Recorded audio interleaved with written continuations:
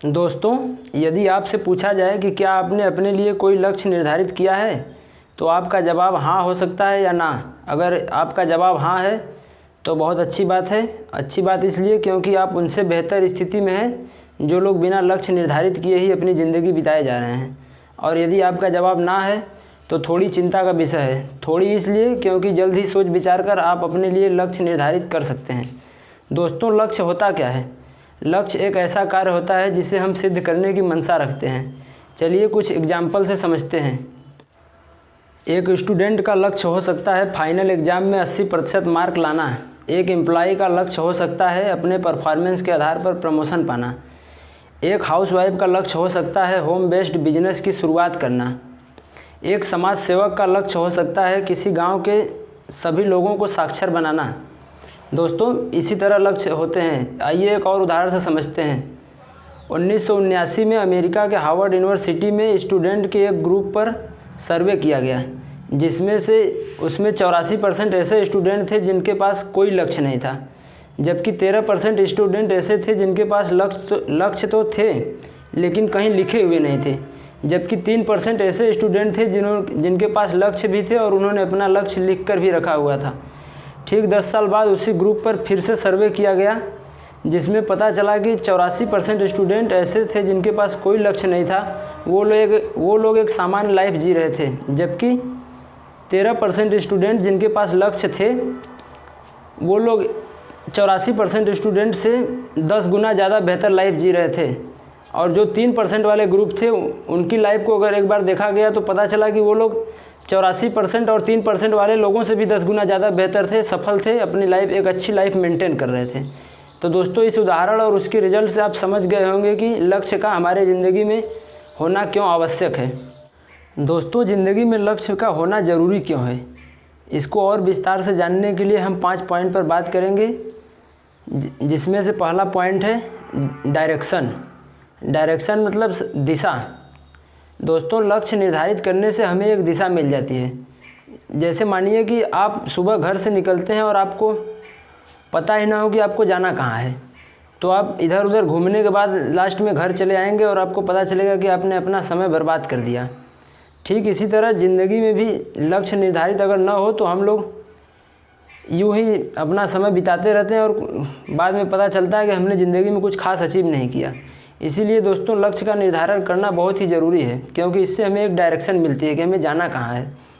एक और उदाहरण से समझते हैं। जैसे हम कभी रेलवे स्टेशन पर जाते हैं और कहते हैं कि हमें टिकट दीजिए, तो स्टेशन मास्टर सबसे पहले पूछेगा कि आपको कहाँ की टिकट दें। तो अगर आप उसे बताएंगे कि हमें दिल्ली का या मुंबई का या किसी भी स्टेट का टिकट दीजिए, तब तो वो आपको टिकट देगा। अगर आप कहते हैं कि हमें कहीं का भी टिकट दे दीजिए, तो हो सकता है कि वो आपको कहीं का भी टिकट न दे। तो ठीक इसी तरह दोस्तों, अगर आप ज़िंदगी में एक लक्ष्य निर्धारित करेंगे तो आपको पता होगा कि आपको जाना कहाँ है। इसको निर्धारित करने से आपका समय भी बचेगा, आपके काम में एनर्जी भी बढ़ जाएगी। लक्ष्य हमें एक सही दिशा देता है, जिससे हमें पता चलता है कि कौन सा काम हमारे लिए ज़रूरी है और कौन सा नहीं। जैसे एक उदाहरण समझते हैं। अगर कभी हॉस्पिटल में कोई बीमार हो और हमें वहाँ उसके यहाँ जाना है उसे दवा दिलाने, और रास्ते में अगर कोई हमारा दोस्त मिलता है और हमें कहता है कि चलो हम लोग चलते हैं पार्टी करने, तो शायद हम नहीं जाएंगे। क्यों नहीं जाएंगे? इसलिए नहीं जाएंगे क्योंकि हमें हॉस्पिटल में जाना पार्टी से बहुत ज़्यादा ज़रूरी है। ठीक उसी तरह अगर हम एक लक्ष्य निर्धारित करते हैं तो हमें पता चलता है कि हमारा लक्ष्य हमारे लिए ज़्यादा ज़रूरी है, न कि पार्टी। तो दोस्तों, दिमाग में अगर लक्ष्य क्लियर हो तो उसके रास्ते भी आसान हो जाते हैं। दोस्तों, लक्ष्य निर्धारित करने में दूसरा ज़रूरी पॉइंट है एनर्जी। एनर्जी भगवान ने हमें सीमित दिया है और टाइम भी सीमित है। अगर हम कोई भी काम करने जाते हैं तो उसमें एनर्जी और समय दोनों हमारा सीमित है। इसीलिए बहुत ज़रूरी हो जाता है कि हम लक्ष्य निर्धारित करके चलें, जिससे कि हमारा एनर्जी और समय दोनों का बचत हो। अगर आप अपने एंड गोल को ध्यान में रख के कोई भी कार्य करते हैं तो आपका कंसंट्रेशन, पावर और एनर्जी का लेवल काफ़ी बेहतर होता है। इसीलिए बहुत ज़रूरी होता है लक्ष्य का निर्धारण करना। एक उदाहरण से समझते हैं। जैसे हम लोग मोबाइल सभी लोग चलाते हैं। अगर मोबाइल में हमारा कोई ख़ास वजह ना हो तो हम लोग अधिकतर देखा गया है कि कभी वीडियो देखते हैं, कभी समाचार देखते हैं, कभी कोई गेम खेलने लगते हैं, तो कभी किसी से कॉल करके बात करने लगते हैं। इसी तरह हम लोग अपना समय बर्बाद करते रहते हैं। लेकिन अगर किसी ख़ास वजह से हम लोग अपना मोबाइल उठाएं और उसमें वही चीज़ सर्च करें जिससे कि हमें उस वक्त में ज़रूरत है, तो देखा जाएगा कि हमारे रिज़ल्ट में बहुत परिवर्तन है। दोस्तों, दोनों ही केसेस में समय हमारा उतना ही लगता है, लेकिन रिज़ल्ट में काफ़ी अंतर हो जाता है। इसीलिए दोस्तों, लक्ष्य का निर्धारण करना बहुत ही आवश्यक है। दोस्तों, लक्ष्य निर्धारण में तीसरा पॉइंट है सक्सेस। किसी भी इंसान से अगर आप पूछेंगे कि आप अपनी ज़िंदगी में क्या करना चाहते हैं, तो सबका जवाब यही होगा कि हम अपनी ज़िंदगी में एक सफल व्यक्ति बनना चाहते हैं।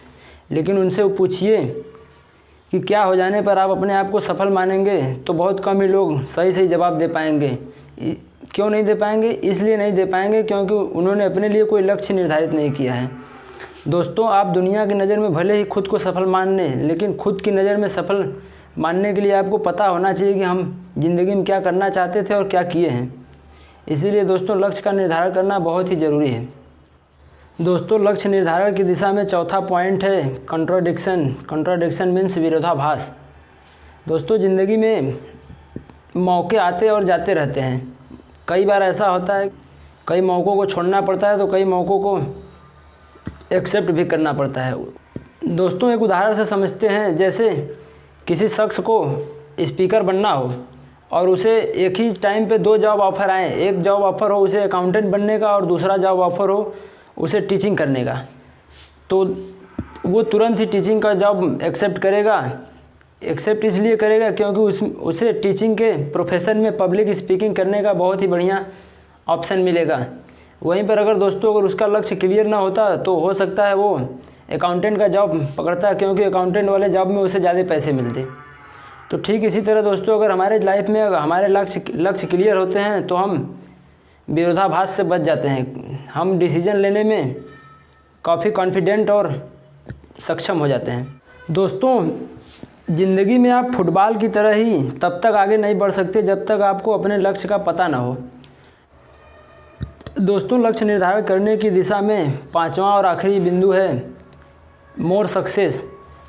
लक्ष्य निर्धारित करने का अल्टीमेट फ़ायदा यह है कि हमें सफलता ज़रूर मिलती है। अगर आप बड़ा गोल सेट करेंगे तो आपको बड़ी सफलता मिलेगी, और आप एक छोटा गोल सेट करेंगे तो आपको छोटी सफलता मिलेगी। एक उदाहरण से समझते हैं। सोचिए, अगर आपको एक नदी पार करना हो तो आपके दिमाग में क्या आएगा? सोचिए, शायद आपके दिमाग में आया होगा कि एक नाव की आवश्यकता पड़ेगी हमें नदी पार करने के लिए।